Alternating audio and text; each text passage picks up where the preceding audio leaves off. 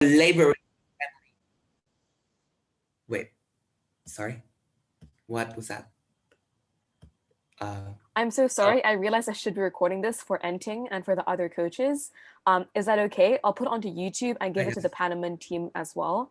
If you wouldn't mind just rewinding the previous 10 seconds. Yes. Okay, I thank you was so not much. saying anything Apologies, guys. different, so sorry.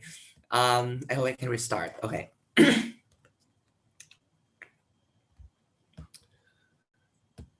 Proposition vision of the world today is really simple. We want to have a feminist movement that is inclusive to all kinds of women on earth. We want to have a feminist movement that is able to empower mothers who are oftentimes the most vulnerable stakeholder who have to bear the brunt of prejudice, of misogyny in their own families. And we also want to maintain a healthy, balanced family dynamics between mothers and their children. So with that in mind, what is the context of this debate? We think in the status quo, mothers in many progressive parts of the world are being seen as traitors to the feminist cause. They are being excluded from the feminist movement, and they are told, if you go down the traditional route, you are endangering other women. You are not standing up for womankind. But more than that, mothers are extremely complex people. They have a lot of nuanced characteristics. They have different interests. They have different problems in their life. And that is why often, in most cases, they have different choices in their parenting style that cater to their unique circumstances, to their community, to their interests, to their needs as a family and as a parent. But more than that, we want to clarify one thing in this debate, that is what not critiquing is going to look like in our world. It looks like not imposing a standard, an antagonistic view against traditional women and mothers in the status, like it is in the status quo. And we just want to clarify that this critiquing, this active critiquing in the status quo, in the worst cases, look like calling out women, denouncing them on social media and on public platforms. And even in the best case scenario, it is something that are more constructive, nuanced, and mellow, but we will prove to you why in both cases it is detrimental to many stakeholders. So with that in mind, my first argument is a comparative argument that while opposition is going to condemn mothers in the worst places and the worst contexts on earth, we are going to be more inclusive and empower them. Before moving on to some mechanisms, just two pieces of framing. What kind of women and mothers are being ostracized and critiqued in the status quo? We think that in the best case scenarios for our side is things like just simply traditional values, such as mothers telling their girls that they should be modest, they should be elegant, they should learn etiquette. Or in the more medium case, we think it is something like unfair treatment between boys and girls, such as mothers giving preferential treatment to their boys and expecting more from their girls in terms of housework and whatever have you. And even in the worst case scenario, even if it is something really problematic, such as, women have to marry, women have to bear children, you are inferior to men and all that, we are going to take into account all of these different scenarios and prove to you why you should still not critique mothers in all of those cases. Second piece of framing, just to prove to you why in most cases it is going to be the worst kind of critiquing that I already talked about in my context. The reason is really simple. Nowadays, the social justice warriors need to have more attention. They need to grab more people into their news and whatever. And that is why they are going to have less words in their posts. They are not going to have less nuances. They are going to be more egregious with their main name calling in order to attract more attention. And that is why it is going to err on the more negative side of the critiquing spectrum. Now, with those two pieces of framing in mind, let's go to the mechanisms of why their side condemn women. First, I just want to talk about how unjust and uncalled for it is for just a bunch of feminist women from the West to just call on traditional women and just denounce the lifestyle. First, in many cases, the views that these women hold are actually justified and legitimate views that are garnered from their own experience in order to navigate already misogynistic societies. So it looks like these advice are actually coming from a good place, from good intention to benefit their own children. So we don't understand why why it is so justified for the feminist movement to just go into these places and publicly denounce them in the most nefarious ways. But second of all, we think at its core, it is something that is subjective. It is based on the each and everyone's single different experience and needs. So we do not think that it's legitimate at all for feminist movement from certain parts of the world to just go to other parts and say, this is something that we do not want to see from mothers. You are being horrified, horrible mothers by doing X, Y, Z. I think it is an unfair burden that they are putting on all these mothers who are just doing what they think are best, who are just following the legitimate choices that are based from their experience. But third, even in the worst case scenario of really problematic parenting styles, we think it's still so unjustified that on the opposition side, they are going to punish the mothers who are victims of a patriarchal system that brainwashes them into thinking that certain problematic behaviors are good. We think that if they want to be the later, please. And they want to protect women so much, they should actually attack the patriarchy and should stand for the women. They should say, we empathize with you. We empathize with all the mothers in the world. And that is why on their side is an active harm. But second of all, we think that the feminist movement should have an obligation to be as inclusive as it should be, because the feminist movement at its core is about protecting women's rights, and that includes every different kinds of women on earth, including more liberal but also more traditional women. And now I will prove to you why on their side they are going to desensitize and exclude certain types of traditional mothers out of their movement. Just imagine when you are a woman in a deeply conservative society such as Vietnam, where you have to have more traditional values and more traditional lessons to your kids, how will you feel when you are being ostracized and name called on social media every day? You are going to be insecure, you are going to be outraged, you are going to be so angry that you will not buy into the feminist movement anymore. More than that, in those conservative areas, we think they are going to become antagonistic to the entire movement, and that is really problematic for a couple of reasons. But before moving on to the impact, I'll take a moment. Yes, TY. Yes, if in the status quo, women are already painted as traitors to the movement right now, why would we choosing this narrative of women have to achieve certain characteristics is going to exclude them if they are not included right now in places which are conservative?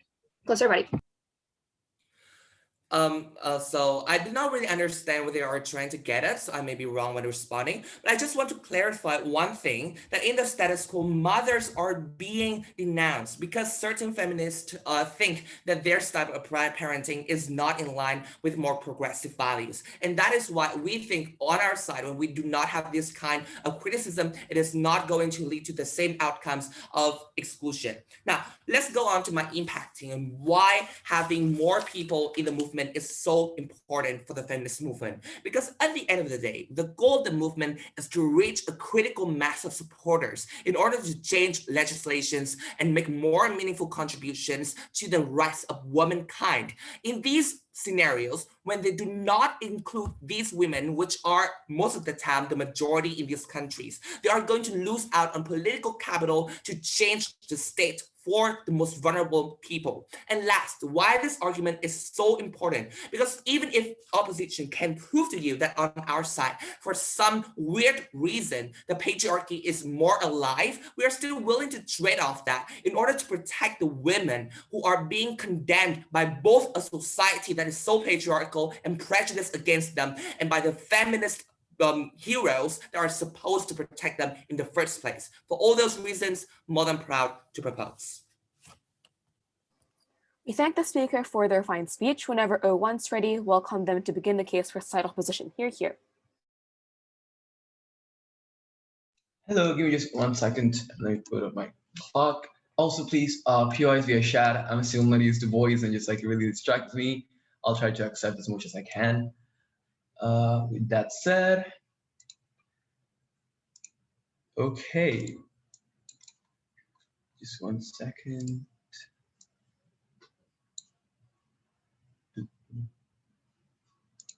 Okay.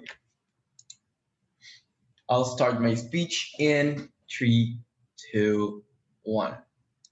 In a world where narratives and structures are so deep included inside of society, where, for example, me as a gay Latino has to constantly face homophobia because, for example, kids were taught that that was right or that was a narrative that was imposed into society, we understand how opposition case is extremely important into the debate. Firstly, and before going into my characterizations, I think it's really important to note some things from opposition discourse. Firstly, we need to understand that this criticism that happens on opposition side of the house is not, for example, feminist women getting in your house and trying to change the way you think. We think, for example, our criticism was, for example, as campaigning and conscientization. We understand that, for example, liberal feminism, or for example, the feminism that is most present in the West, is more likely to, for example, have campaigning for things like, for example, abortion, things, for example, like accessibility to healthcare, or, for example, equal pay. Understanding that, we think in our case, what happens is that teaching for parenting gets inside of one of the things they campaign for, and they try to change the way society thinks based on campaigning and conscientization. Based on that idea, notice how the impacts of proposition are extremely dependent on the mechanism, that our mechanism is extremely powerful towards those women. We're going to even get into that in that case and then convert it and engage with that idea they have a criticism. Then in getting inside of characterizations from opposition, we think it's important to know what is neglectful and what is abusive and what we can count on and frame inside this debate. We think firstly, neglectful is not taking care of basic physical and emotional needs. We are not going to critique things like critiques inside of our case does not include, for example, a woman that doesn't pay attention to their child's mental development, or for example, a mother that is in constantly abusive behaviors, for example, not feeding your kid. That type of behaviors are extremely abusive, are not the impacts we're trying to claim. In both sides there happen, in both sides there are impacts. This is not what feminism is trying to solve. Based on the idea, what type of feminism do we think this campaign is going to be developed as? We think firstly, radical feminism, or for example, anarcho-feminism is not the main focus on this debate. We think, for example, for our case to be true, dependent on mechanisms, so for example, misandry or machismo or homophobia are dependent on, for example, the mainstream side of feminism, like liberal feminism that intersectionalizes with other sides. Based on that idea, what do we think healthy parenting is the future of feminism? We think firstly, parents can be really harmful. For example, comments about your body, things like gaslighting, having preference or comparing with your children, ignoring what they talk about feelings, but secondly, setting unachievable beauty standards. We think healthy parenting is less likely to avoid these kind of behaviors. I'm going to explain why on my first point. Now, based on that, very parenting when you inform, two main questions. We think firstly, we need to understand how those parenting tend to work, and this is something that was not clear from proposition discourse. We think firstly, we need to understand when you teach a kid or you parent a kid, it's dependent on how you view yourself. Firstly, the morals you have and how you develop yourself as a person. We think valuing and parenting a child is dependent on the things I believe in because I want to raise them as a good human being. For example, if my mom thinks and has a very strong focus on how work is important for your development or education is extremely important for you to have a good opportunity in life, they're going to enforce that idea onto me because they want what I want, what they think is best for me. Based on that idea, we think into society, they have normalized ideas or they have normalized structures, social structures that are constantly harming children and also constantly harming women. For major into this point, when, for example, when a woman that is both, for example, in an oppressive country, believe they have to be submissive towards the man, that's an idea they're going to pass on to the children because it's firstly what they think is right. Secondly, they think it's a value every single woman should have because it's dependent on how they view themselves in society. Thirdly, it's something that is extremely hard to get because it's something that is built inside of them when they are born and they're raised in that. Based on that idea, when we understand how feminism constantly critiques that idea, they are not only helping the child to not be born into those toxic standards, they also helping the women to deconstruct the things they believe in and how they're teaching themselves. Based on that idea, notice the comparative with case of proposition. They claim that we're not helping women and the poor vulnerable stakeholder and the emotion is going to be harm on my side of the house. Notice on my side of the house, I'm also fighting for her because I'm deconstructing the scenarios she's partaking in. Now, based on that, we're not imposing whatsoever any type of narratives on a position side of the house. At the end of the day, this is not going to change the perspective of, for example, the conservative woman that is on the far right on this debate. For example, the women that does not care about feminism are not likely to analyze this message or this campaigning. Therefore, you're going to be impacted on both sides of the house. This is a metric. This is not something that we care about. Before developing more of my questions, any POI? Yes, when you critique women, they don't change, they get mad, they opt out of the feminist movement. But even if it works, it is unfair to impose a burden on the victims of the patriarchy themselves, that are these mothers. Perfect, that's the comparative. Firstly, notice how we do have the capacity to critique it and they have to change, because if the mechanism of proposition is people don't change when you critique them, then every single thing we learn, we shouldn't be able to learn it, because at the end it's a critique of the way we function. We need to understand this feminism partakes into changing societal narratives and the perspective of people. If we understand people are able to analyze that message and claim it into things that happen on the daily life, I think it's, for example, easy to work. In my worst case scenario, where, for example, feminism fails to convey the message, let's stop. If feminism fails to convey the message they want to convey, at the end, it's something that will still kind of change into society. We think when you face information that was not available before, it changes the way you think, or at least brings the probability in the table. If we live in a society, for example, machismo, or for example, certain messages are prevalent, but I get information that things are not like that, that city shaped into my mind, even if I don't believe in it, is a probability I can achieve. So my worst case scenario is to at least bring probability of change toward those vulnerable women. Based on the idea, why those parenting change when feminism has a chance to critique? Firstly, goes against toxic parenting styles and narrative, but then secondly, we think it brings light into areas that may be neglected in certain situations. We think situations when they're, for example, toxic parenting dynamics, depending on how, for example, they were raised, does not change on propositions out of the house. Third question, because why do we believe there are what other mechanisms there are to critique parenting? We think other mechanisms, for example, LGBT type of messages that are constantly brought into society because of how people tend to phrase LGBTQ children in a bad way, does not help us much in the motion, because they don't target the political agent that matters the most inside of this comparative. We think in our side of the house, when we're helping women that are the political agent of feminism in most branches, at least we're achieving a change for both parts. The kids, because we're changing the way they teach themselves and the parenting they do, but then secondly, because we're also helping that stakeholder because they're partaking on those toxic narratives we're trying to deconstruct. Now, what are the impacts on having a better parenting? And then a comparative, really quick with proposition. We think first it's pretty intuitive to think, and we have better parenting is more likely to be a better development of the kid. We think a kid that was not raised in, for example, toxic masculinity is more likely to embrace that side and do not feel guilty about it. We think that, and having a society where can we have more freedom, is extremely positive and exclusive benefit of our opposition side of the house.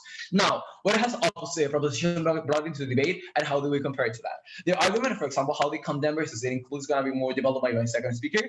But on my side of the house, when we have, for example, a more probability of having better women that are less likely to partake in this toxic society, or for example, development of the kid, is, for example, the probability of condemning, at least on my side of the house, when we're benefiting the kid, that is extremely important taking into account how they cannot volunteer to change the narrative they're happening. They only have to partake in it because they have no other chance. On my side of the house, at least we're helping that vulnerable agent that in the comparative is more vulnerable than, for example, the women that is partaking inside of the society.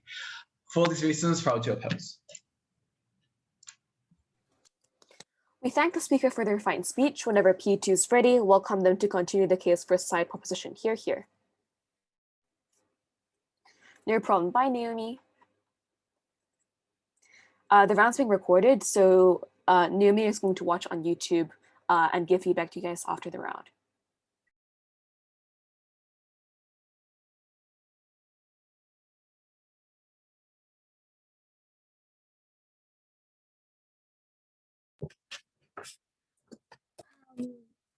If I can be heard, I will start. Yep. When the West imposes irrelevant feminist and too liberal ideas that do not fit with the context of the most conservative societies where these kind of gender inequality is still very pervasive, and where even abortion is banned in these kind of societies, we think most of opposition's mechanism about how these campaigns that spread liberal ideas, the fact that they do not work in these kind of contexts means that they lose the debate in terms of practicality. I think opposition, opposition is able to spot the problem, which is a lot of stereotypes and discrimination in in family regarding gender inequality, but they never prove to you why they are able to solve it, except for a very simple one-line mechanism of, if we critique these probably women will change, ignoring all of whom's sophisticated analysis about characterization of the context in which these women live and how these women calculus changes when these kind of criticisms work. So I will do two things in my speech. I will just tackle like the two contexts where first I think like most of whom's ideas that go unresponded to about how the context where these kind of like parenting are actually good for the children, and secondly engaging with their best case when these are quite sexist and quite discriminatory. So first context about like why good and protect children. I just want to note like before that I don't think that the world that we're building is where like feminists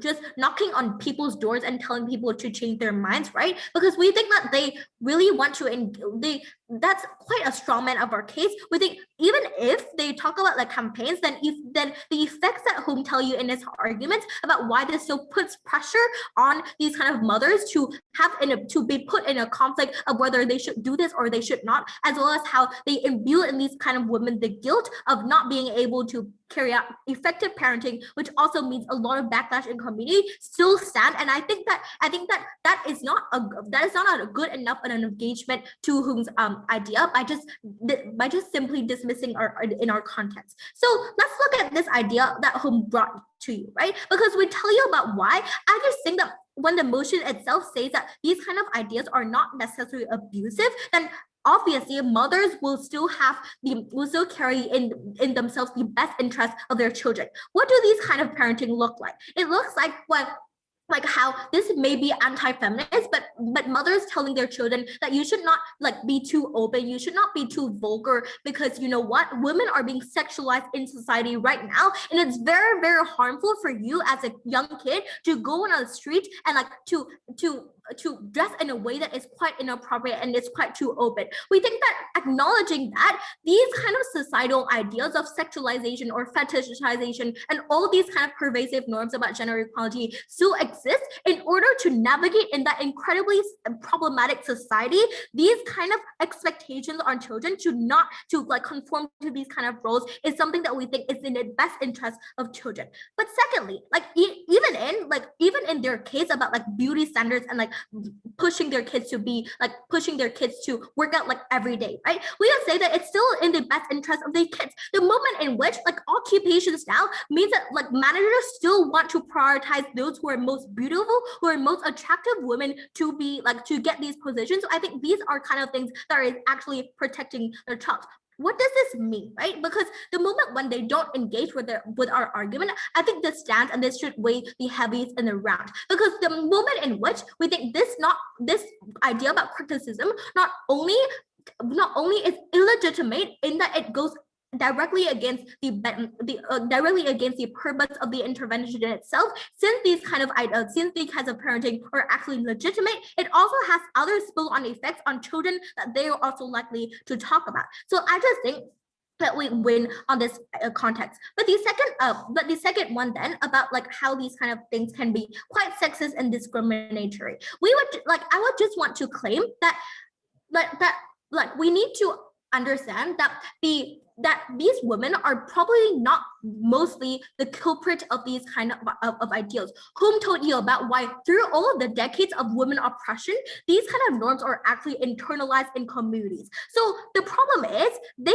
have a problem solution mismatch, because this kind of criticism goes to those who are the most affected by these kind of patriarchal norms. What does this look like? Firstly, it means that their solution, since they never given any mechanisms, do not change anything. And it's even worse for three reasons. Firstly, because like most often these women rely on community optics. For example, like the ability to like have a family and have a good relationship often relies on the fact that they're they're being loved by their family members, they're being loved by their extended family members. The moment when you criticize these kind of women, I think it's very, very hard for these women to go with that campaign and to say like, bye family, I will go with these kind of Western women, because these kind of like social structures are the thing that these women rely on. But secondly, the fact that women play a very subservient role in family often means that they have a very like big power asymmetry, which often means that they're caught in a very difficult situation to lead the community to follow someone who they don't even know will protect them. But thirdly, and more importantly, like these women are often financially dependent on their husbands as well. So following the campaigns like, oh, you should go against traditional roles, you should not have a husband, or you should not even marry and find a career like us, as feminists, it's something that is very, very hard for these women to follow, since most of their livelihoods and their child's livelihoods depend on following these kind of husbands and being subservient for them. So this means that in a context in which these women are still having a very low social status in the current status quo, often means that you do not change anything, because you don't like really change the calculus in these women think. But secondly, how is this often worse on their side? Because I think the moment when you scapegoat the responsibility of like bad parenting on women themselves instead of the patriarchal system themselves, it often means that the community in which surrounds her will be more likely to be aggressive against her. But secondly, things like how men will fall on a more defensive situation when men find out that, oh, these campaigns may take my wife away, may take my children away and leave their family. It's more likely to mean that men are more going to be abusive, controlling of their wives, to an extent at which you should not leave the house at all. You should be blocked from social media. You should not expose to any other people. Just stay at the house and do the things that you're more likely to do. So I just think that the harms of doing these kind of things not only do not really solve anything, but it also has so many pressure and so many harms on women. But let's look at on the children's side then. We think that when children look up to their mothers, and when their mothers are being incredibly criticized and even ostracized from the community because they're viewed as being a bad parent, these children are less likely to trust their mothers. And we think that this is a very, very bad situation where relationships between these communities fracture. I think this is something that directly engage with where the case about like how children may feel like very bad in this situation. We think they are often worse in a situation where they do not have any trust with their parents who love them. For all these reasons, we are proud to propose. We thank the speaker for their fine speech. Whenever O2 is ready, welcome them to continue the case for side opposition. Hear, hear.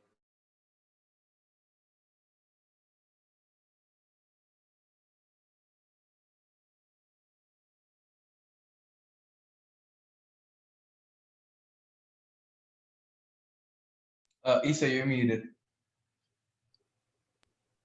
Hello, I hope I'm audible right now. Yes. Okay. Okay.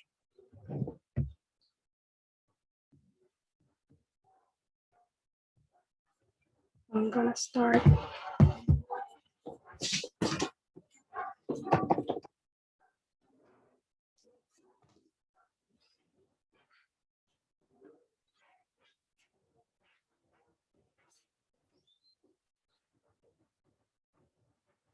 Sometimes trying your best as a mother and doing what you can do the most is still not enough. We believe that in the status quo, just because a mother wants to be a perfect mother does not mean they are not harming their children, does not mean they are not passing insecurities to them, does not mean they are having a healthy relationship with their own children. We believe that on our side, we give a clear and unfollowable guide for women to be able to achieve that expectative which already exists in the status quo of how they have to be the perfect mother. The difference is that on our side, they have a clear path to follow in which they can fulfill that expectative, which they have even harder on conservative countries that proposition does not give to them, and they can still be continuing being criticized and hold to higher expectatives or a counterfactual expectative, which is even worse for them. two things on my speech. First, on responses to proposition. I'm going to review two things that Vega told from our model, just to clear it up. Second, responses to proposition. Third, on our second argument. First, on our model. What Vega tells to you is that criticizing women is not just saying all women are demons, you're such a bad mother that you do not deserve to have kids. Criticizing women can also look like spreading messages about how these things that you're doing with your children may harm them in the future. You can fulfill those expectations by, for example, practicing not comparing your own children, because that damages their self-esteem. You can practice not telling them what a perfect body looks like, or doing backhanded compliments like, oh, you look skinnier, because that can harm them. You practice not telling women that they do not deserve to be in STEM, or that they can just be good wives and nothing else, because that's what can harm them in the future, and that's what patriarchy looks like. That does not mean women cannot continue being good mothers, and they are a work in progress. They can be bad and at the same time be doing their best. Now to responses. Proposition has to deal with that characterization and not only take our worst case in which we tell women, you have to teach your children 1, 2, 3, 4. If you don't teach them 4 things, they are not really feminist and you are not either, because that's our worst case, right? Some responses to proposition. First, they said that it's unjust to blame women because they are victims of patriarchy. How you raise your children is subjective, and it's illegitimate to put views on how they have to raise them. First, I think it's not completely subjective, because if you are objectively harming your children with any practice and any message that you give it to them, that's not subjective. That can be told as objective. Two, even if feminism continues to, even if they continue to spread things that can be subjective. So for example, if we spread in West feminism that you have to tell your children about beauty standards, and the parent feels that they believe that beauty standards are good for a good image of their children or whatever, they can still decide to teach that to their children, but they can fix other things like toxic narratives that they pass on. And they choose that in the status quo. So for example, women that do not want to be from the radical branch of feminism, they choose not to choose that wave, and they choose the first and second wave of feminism to teach to their children. And it's, second point about conservative countries and countries in which women will become insecure and angry and won't join the movement. First, we believe that this does not deal with the fact that feminism can adapt, and there are different types of feminism. So for example, Arab feminism tells women that they can empower themselves by following religion and at the same time being feminist, that they can believe in Islam and at the same time they can be feminist. The only thing is that they do not reject religion. That same thing can happen in Eastern countries, in which women can still decide to follow their own culture, but do not decide to choose certain things of Western feminism. We will not impose Western ideals in the East or Eastern ideas in the West. Second, there is no delta from proposition. In their own framing, they say that women in the status quo in conservative countries are already facing narratives in which they are called traitors from feminism. That means that they are not joining feminism in the status quo because they are seen as traitors and as bad feminists.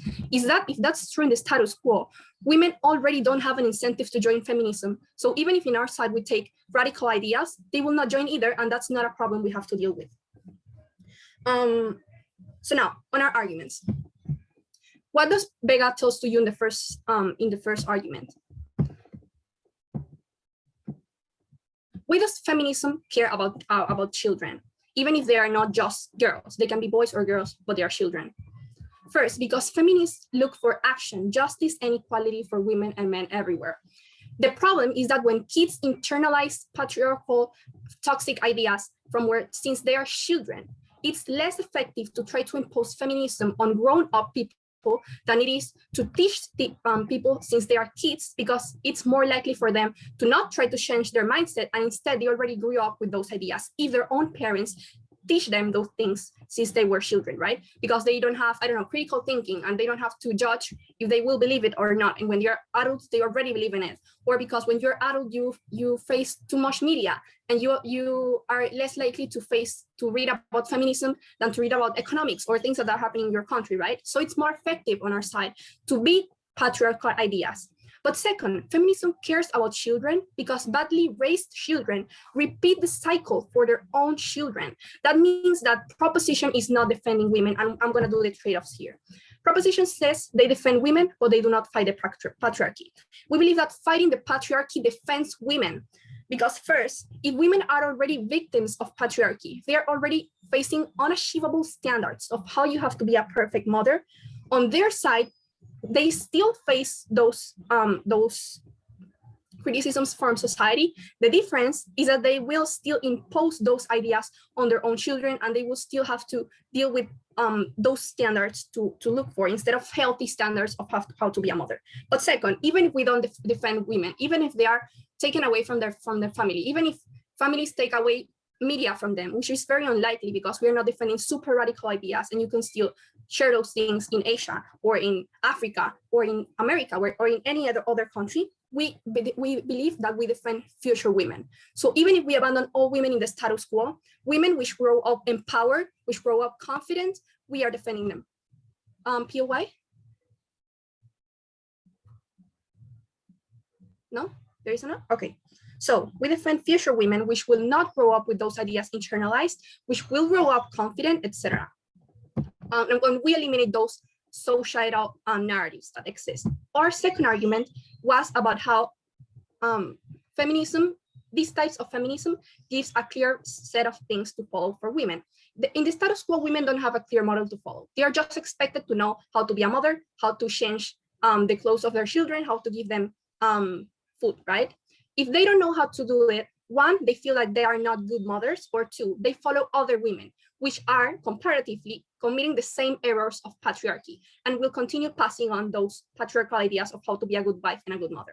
If not, they will see mainstream media, which sets an even higher burden of how to raise kids, because those women already know how to take care of them, how to deal with problems. They have everything under control. On our side, you give a relief to those women. They feel empowered because now they know certain things of how to be a mother. They feel that they have a clear guide. They feel that they can be good mothers, achieve societal expectations, and feel like a good wife and mother, which is why we defend women. Proud to oppose. We thank the speaker for their fine speech. Whenever P3 is ready, welcome them to continue the case for said proposition. Here.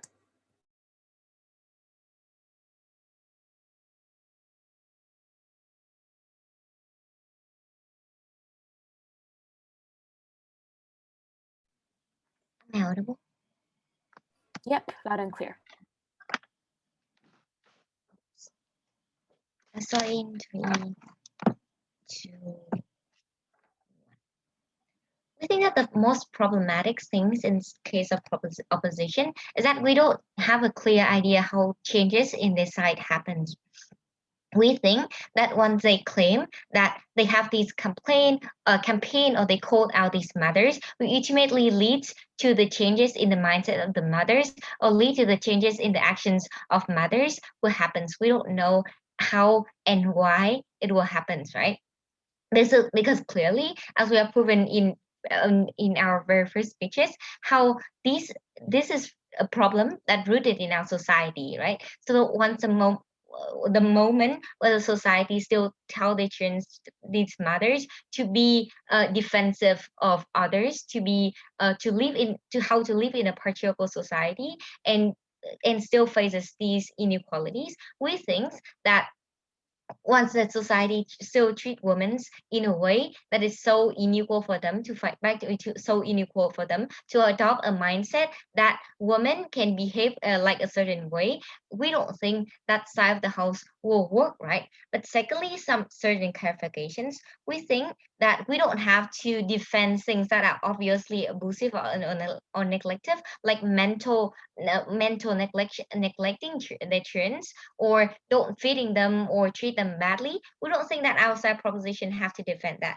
But secondly, we think that when they talk about criticizing, right, it's not only like how to do this, how to do that, how to teach your children. Criticizing is something stronger. Then you have to admit that when you criticize someone, means that you put them at fault and you're calling them out for their bad parenting, means that you're claiming them they're doing something wrong for their whole life and they have failed their children in certain degree, right? We think that it's have a very many backlashes. that will be further fleshed out moving on. But thirdly, we think that but with that in mind, we have three main clashes, right? The first thing is it justified to critique the mothers, or in another way, why it is unjust to critique the mothers? We think that Hung give you a very clear mechanisms and impact of this on how, firstly, these mothers, they have good intentions, and these are not clearly obviously abusive or neglecting, means that they come of good intention and with love from this mother. Secondly, these mothers are also victim of the situation, or of their family, and of the conditions whereby they are raising up, right? We think that when they're working at a patriarchal society, they're going through all the melancholy of being a woman. They're going through all of the hardship, like the separation with the inequality. And when they grow up in the background that allows no equality and protection, we think that with all of her love to her daughter, she wants to give her, even though these values go against the feminism's belief, right? We still think that it's unjust to criticizing, like when the mothers not allowed her children to go out after 8 p.m., right? Because she have some certain degree of mindset that it's not safe for her daughter to go outside, and it's kind of like victim, even if it's kind of like victim blaming mindset, right? And it's going against the feminism. We still think that it is worth the trade-off, because firstly it's justified, but secondly it's also work in a society where women have to protect themselves, even though it means that she have to take a certain degree of accept certain degree of inequality, because because it is how the society work, and the problem is rooted in society, cannot be changed by simply calling out the victims in the situation.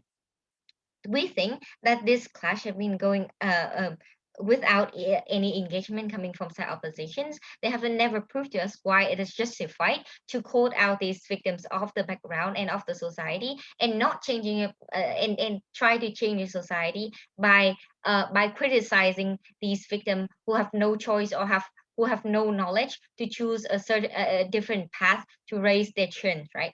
But secondly, on women and feminisms, why we think that this will bring harms to the feminism movement and women themselves. Firstly, on feminism, we think we have proved on our points of inclusive empowerment, and of and how this and how, by excluding these mothers out of the feminism movement, by criticizing them, the feminism will lose the supporter and will lose the alliance. We think it's really hard for the feminism to fight in a society whereby we see that even women going against the feminism movement, right? Because they see that their way of parenting is being criticized, and themselves being criticized for something that they don't know how to change. We think that this only impact that the feminism movement will gain is that they see losing of alliance and supporter. We don't think that we should exclude these women out of these feminism movement simply because they have a traditional mindset that they cannot help with, right? And secondly, we prove to you on this clash how women also being harmed in this system, and is in this criticisms. We think that there are a lot of women in a society, particularly in patriarchal society, who don't have the privilege to have the understanding, or who don't have the privilege to being raised up in the environment whereby they know how to be a good parent, whereby they know how to whereby they know how to raise their children, and especially their daughter, when they have been treated inequally, right? We think that this also bring a backlash on these women when we criticizing them. We regret a society where we see that there are power asymmetry within the system, where every time a family failed to raise a child, the responsibility falls on the woman. And when we criticize these women, we'll further enhance and emphasize that notions is that women have all the responsibility on their children, and if their children failed, that is the fault of the woman. Before moving on, yes, POI. We understand some women are not raised to be the perfect mother, but do you believe it's comparatively better for them to continue raising their own girls and children that way? We think that the fact that criticizing them will not we're not fuel them to change the way they behave, right? Because we have given them a few mechanism. Firstly, they don't want to bite in the idea that they have failed their children for their whole life. It's a hard notion to buy. But secondly, how they don't know how to change these things, we just simply criticize them, calling them out, and being like, you failed your children and now you have to change. We don't think it's something that these women in a very patriarchal society willing to buy and willing to take the risk to change their way, right? Especially when it's something that even like that work in the society, for example, like not letting their children go out late in night, right? It's something work in the society, even if it going against the feminism movement idea. But thirdly, on the trends and family clashes, we think that by you criticizing the family, it's only breaking the bonds between the parents, because now you're telling the trends that that your parents have failed them, that your mothers have failed them, that you have been raised in a toxic environment. We don't think it's a good notion for these trends to have. Firstly, because we don't know how to dramatically change it right now, like immediately change the whole situations. We don't want to imply something in the child mindset that they have been raised in a toxic environment with toxic parents. With all the above reasons, so proud to propose.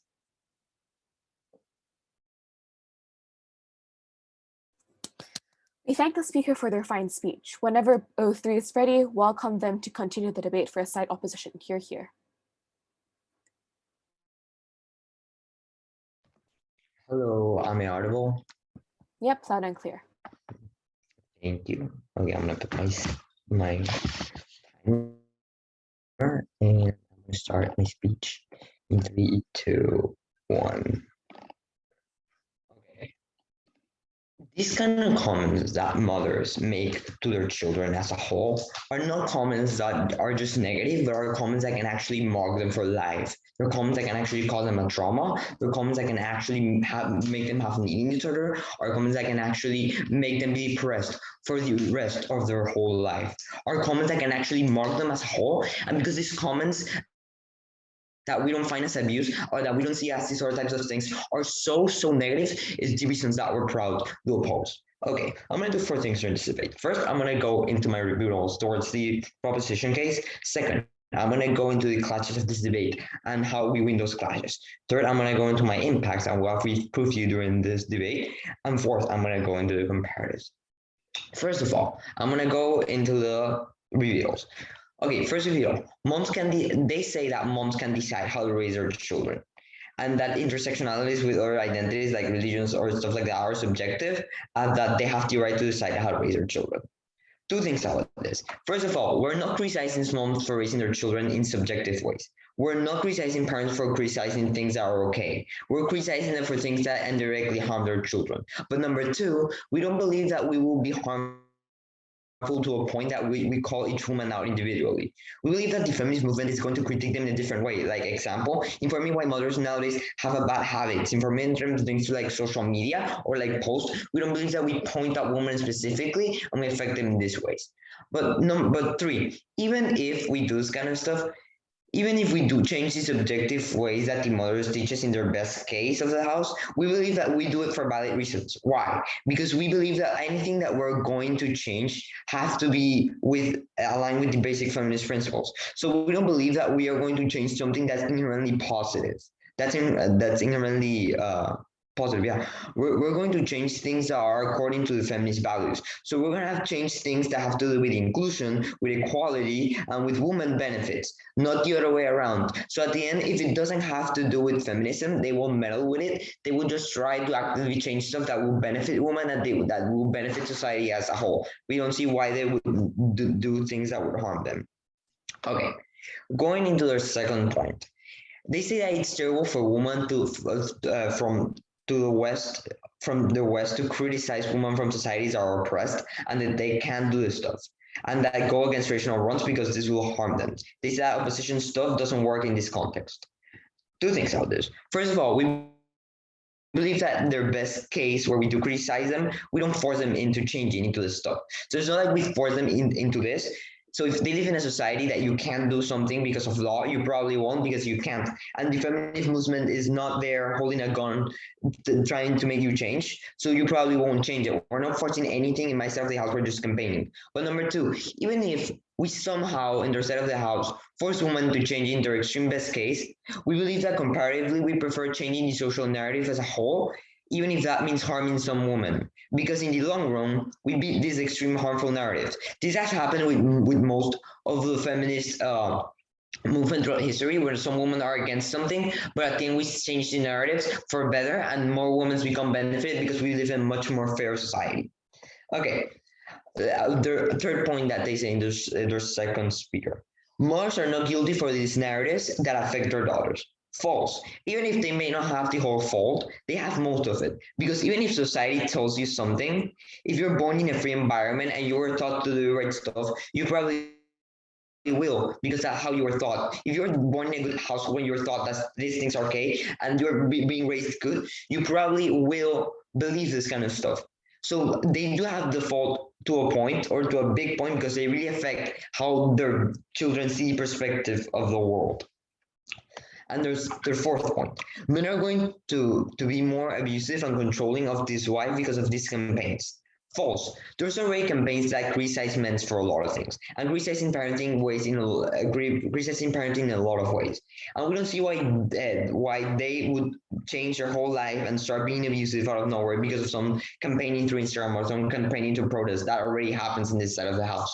This has not happened right now with other types of campaign that pretty actively criticize men and husbands. So we don't know why this would change in this side of the house.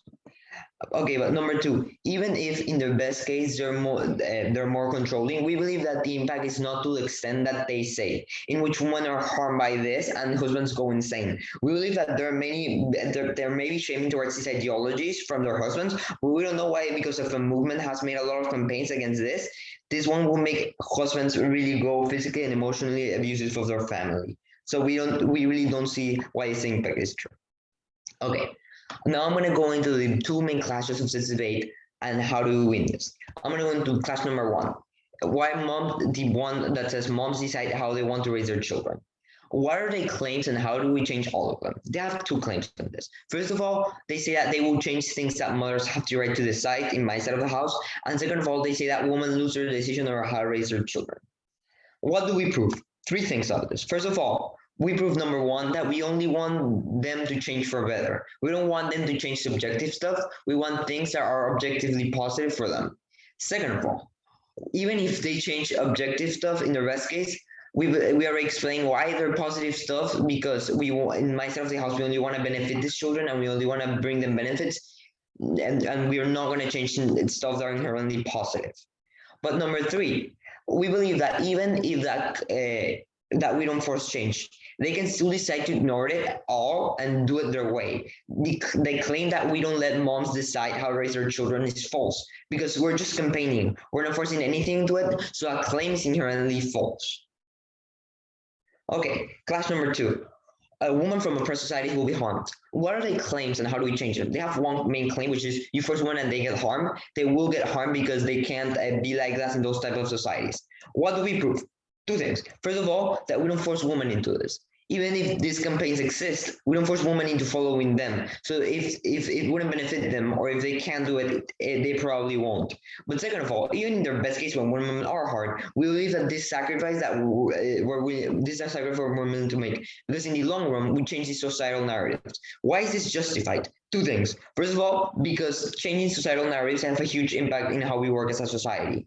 If we change these narratives, parenting will improve and so many places, even like those, we're going to have a much more fair society. And a better society because of this, because we're probably going to get better parenting and a better idea that being discriminatory is bad and that we should be inclusive and that women and men have the same rights. So we believe that in the long run, we're going to have a better society, and this is extremely important. And number two, even in the best case, when we actively criticize women, we don't believe that these criticisms are as harmful as they paint it to be. Therefore, it's still justified. Maybe they do get criticism, but we don't believe that they target specific groups of women and constantly criticize them. We believe that we just criticize society as a whole, not specific women. Example, when we already criticize things like wage gaps, this doesn't directly make women in oppressive society being directly harmed, because even if we criticize everyone that doesn't want equal pay, they don't get directly affected by this because we don't constantly criticize them for having this kind of stuff because they just can't do it. So we believe that even if we put an Instagram page that says you should do this kind of stuff, it doesn't directly affect them. What have we proven you during this debate? First of all, we've proven how there's a better society inside of the house. Second of all, we've proven you how parenting is better and kids' mental health and prepare for the future is better inside of the house. And number three, we believe we've proven you how as a whole women are benefited in every sense, and we become a better society. Because of this, we're proud to oppose. Thank you. We thank the speaker for their fine speech. Whenever all reply is ready, welcome them to wrap up this debate for side opposition. Hear, hear.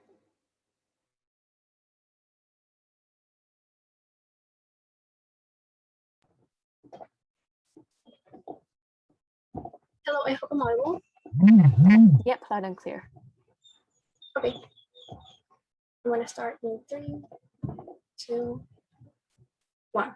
Maya Angelou once said that women that stand up for themselves without possibly knowing it are standing up for all women all around the world. We believe that that's what happens in opposition. When women face the patriarchy and change the way they raise their own children, they are doing a great change for the future and for their own people that's the greatest way of expressing love and care for someone that they are trying to raise as a good person. 3 clashes in this debate. First, about mothers and which one defends them more. Second, about the justification to blame them if it's just or unfair. And 3, about children and erasing patriarchal norms. First, about mothers and their well-being. We all wish that a manual of how to be the perfect mother existed, but unfortunately, it does not exist. Proposition tells you that when we impose burdens on women, it's even harder for them to be mothers, that they should not be set expectations of how to be a good mother because they are willingly doing the best that they can, and that it also clashes with ideas of how conservative countries want to raise their children. And on opposition, we responded to you about how it's actually the opposite, about how we give a relief to women when they have a clear guide to follow, when they believe that they are being good mothers, when they have something to rely on to prove that they are doing their best. The comparative here, which they did not respond to, is the counterfactual or the other mechanisms by which women can guide themselves to believe that they are good mothers. Those were, for example, mainstream media, which sets unachievable and even higher burdens on or guides on how to be a mother. It would be patriarchal norms in which your husband even asks you more and more, and he always says that your children are not taken care of, in which your family already criticizes you. And it does not only happen on opposition. It would be the expectations of women having to know how to raise children when they're actually just women. People that were, since some years ago, they were still children themselves.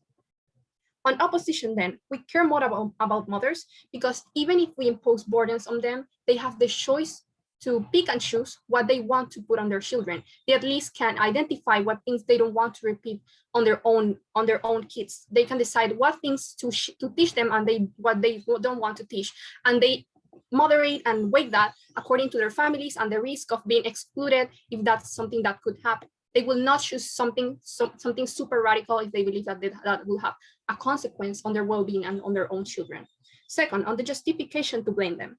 Proposition tells you that women are raised that way. That means that they don't have any fault on what they pass on to their children, that they should not be punished for something they are victim of, and that it's illegitimate if they believe that that's a good thing. Opposition responded to you that some things, even if they are not neglectful, at the long run can still cause harmful consequences on their own children. They are not necessarily abusing them, but that leaves a mark that will not erase from their own self-conception. On our side, we believe that just because you try your best does not mean you're doing your best, and we can give them a guide to be better mothers. And it's justified if we defend children, which would be still victims, and what proposition does not want them to be. If they say women are victims, on our side, women all over the world from the next generations will continue being even worse victims. 3, on children and patriarchal norms. Proposition tells you that they are willing to do that trade-off, just like they do not propose any type of alternative to erase patriarchal norms. On our side, we prove to you how children are the most effective way to erase those types of norms because they can internalize it since they're kids, because that's the way to erase from the root and to avoid repeating cycles of toxicity for your own children. On our side, we ensure that those kinds of things are not passed on and not continued on society. Pro to oppose. We thank the speaker for that fine speech and welcome Prop Reply to wrap up this debate. Here.